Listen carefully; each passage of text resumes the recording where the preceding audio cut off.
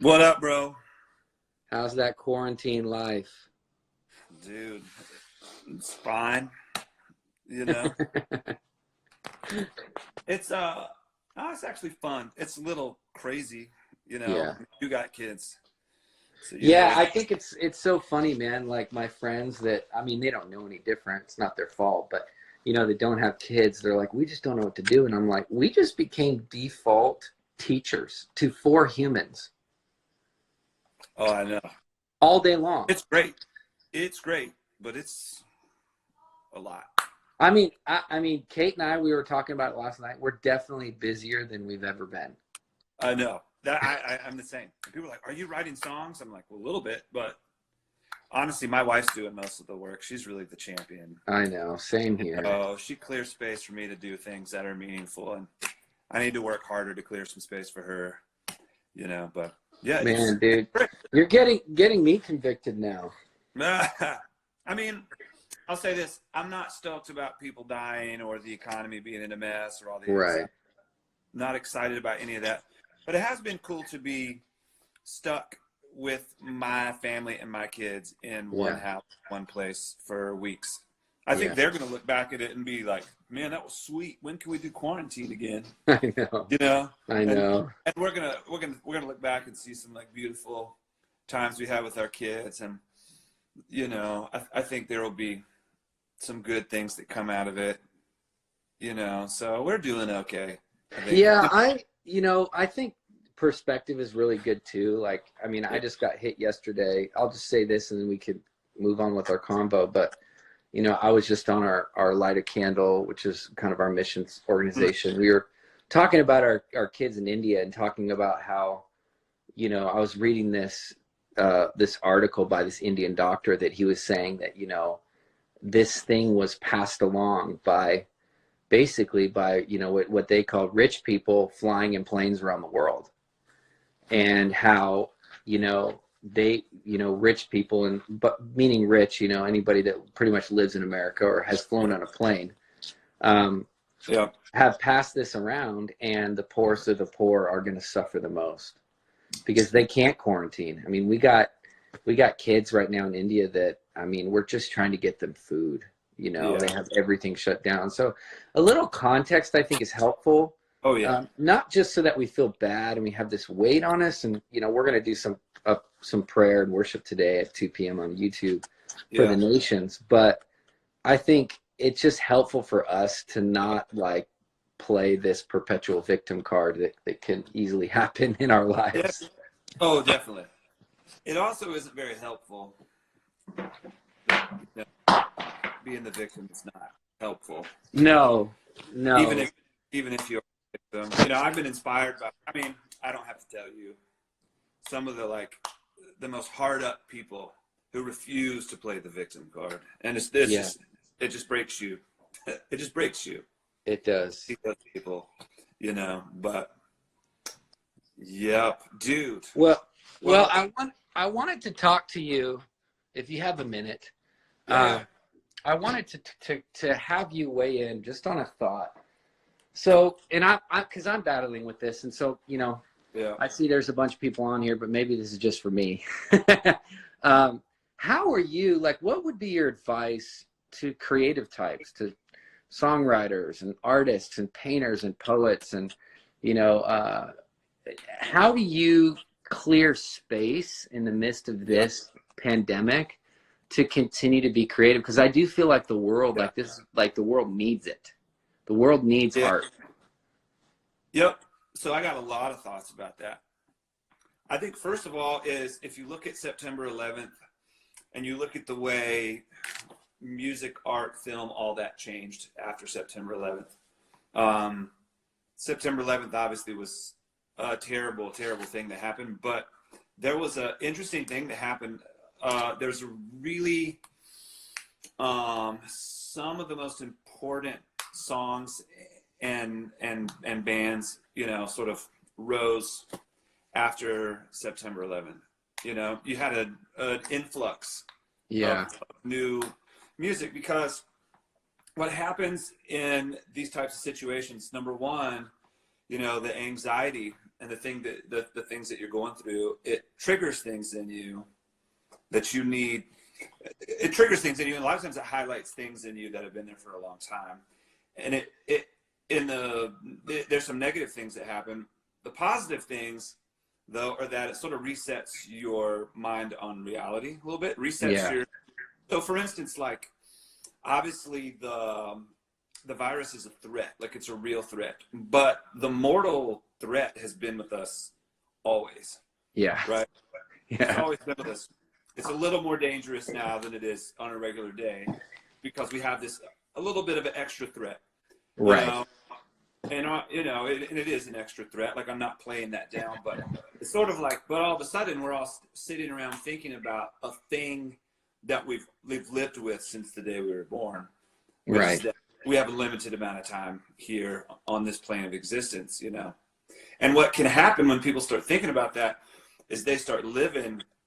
They can tap into there's a natural thing I think that happens to people when they start thinking that way. If it doesn't push them over the edge, right? You know what I'm saying? Right. Yes. There's something that happens when you realize, like, I put it this way, like, you could break life into two categories if you wanted to, and this is an oversimplification. I'm going to go ahead and warn you, oversimple. But you could break life down into two categories. Category number one is things you do to survive, right? To live, right? So you got to eat, you got to have shelter. You got to have water. You've got to have a job. It doesn't even have to be like wilderness survival, but just basic survival. You need doctors, you need lawyers, you need people like that who keep you alive and healthy and help you deal in society, right? Those are things you need. But then there are things that make survival a thing worth doing. Yeah. Right?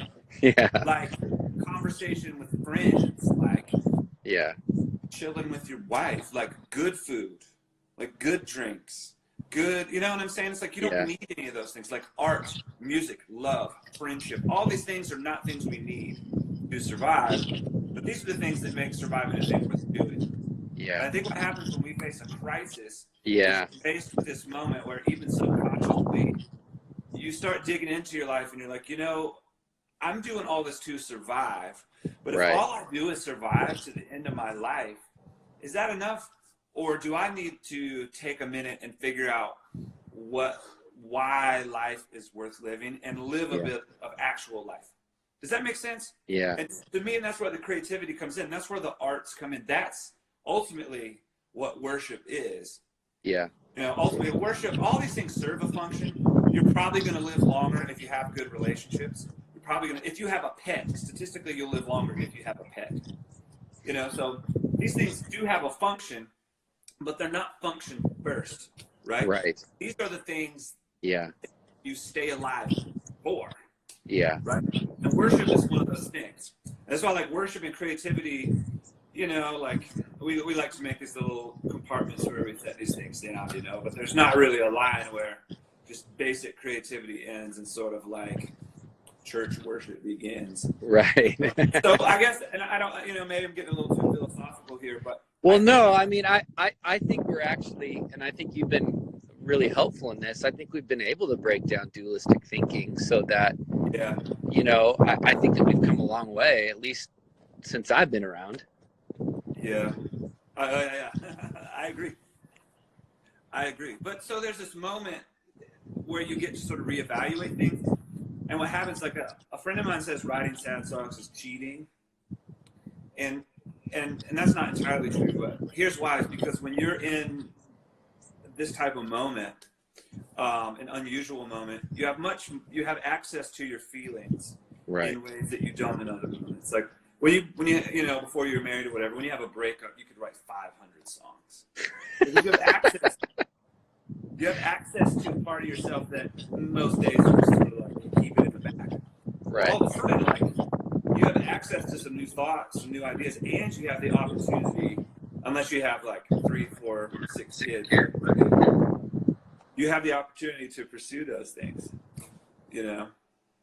So that's really good. Advice, but that's worth thinking about, right? It's like what a unique moment, and I would totally expect, like, after this, really interesting to see the way the landscape musically and creatively changes after we've just had a moment in history where we all realize we're all neighbors, and all of a sudden Jesus says love your neighbor, and we just realized that every single person in the world is our neighbor.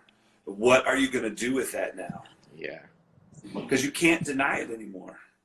Well, and it's also one of the things I think is refreshing too, just in kind of the church space, like that I'm seeing, is that like, so things are getting like so much more raw now, because we're doing these videos and they're shaky and everyone's doing, nobody has the gear to make it, sound perfect and auto tune on your phone when you're doing videos and all the church production stuff.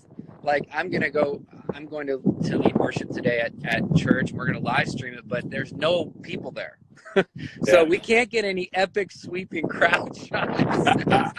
Like it's just kind of like, we're kind of just left with ourselves singing these songs, being like, listen, am I moved by these songs and by the legitimacy of what we're doing, or do I need the energy of, now don't get me wrong, I mean, you've done tours and done concerts and packed out places. There's nothing like that energy. Yeah, for sure. But we're in such a unique space because we don't have that opportunity. And I kind of like the fact that everything's being stripped down. Yeah. And like authenticity and vulnerability and blurry IGTV videos are kind of becoming the norm. And I'm curious how that's going to change the landscape, not just of worship, but in music in general. Like, are we going to want, like, you're sitting down in your room right now with your guitars around you, the place that you write songs.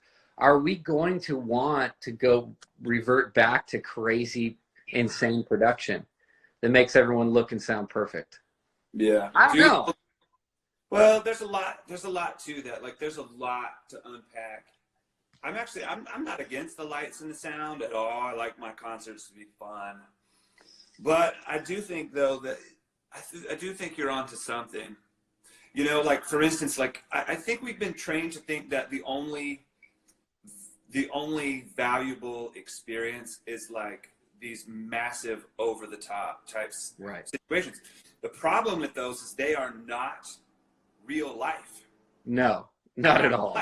They're moments that hopefully you carry something beyond that into your real life, but like ultimately what you take into your like day to day is what matters. And so what we're seeing now is we're forced to worship in a way that is more conducive to our daily life. Right. And I do think, and once again, like there's a lot to talk about. Like I'm not against it. I think these are different avenues, different opportunities. There's different things happening, but there is something that I don't like. I mean, I enjoy it. I like doing it. Okay. So like, I'm not a hypocrite here. I'm just like throwing all the cards on the table. But there is something about the big, larger than life experience that's misleading. Totally. And like I was thinking about like in your, it's so true. All moments of your life, when you get married, the day your first child is born, or any child is born, when you're, when you're standing at the deathbed of a relative. I mean, these are all real life moments. Like, do you want crash cymbals and smoke machines and auto-tune? It's like I could literally, in those moments, I could literally care less about any of that stuff. Totally. But give me a song that sounds like a human sat down and composed that in a moment of true vulnerability. Right. And that will give me life in those moments. That's the kind of thing you carry. That's the kind of thing you carry with you to your grave. And those things can happen in the big worship hall, but I think a lot of times it becomes a little bit of a smoke screen. Yeah.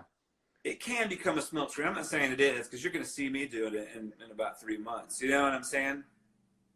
But there is, but at the end of the day, like all creativity, all art, even worship, and I'll talk about this in a minute because some people might not understand or might disagree with me on the get-go with this, but like all of this is about human connection. All of it. all of it is about human connection, you know, and people do like to break this down and say, well, this is about connection with God and this is about connection with people. Those two things are not separate in any way, shape, or form. Yeah. Right. And literally, when you study the brain and what happens when you sing with other people, oxytocin and this other, you know, chemicals are released into your body. They relieve stress. They cause you to be more open. To right. Yeah. No, I mean, that's proven. I mean, it's proven that that actually being in a choir. I was reading this as a Time magazine article that the heading of it, you guys can search for it on Google. It's called "Singing Changes Your Brain."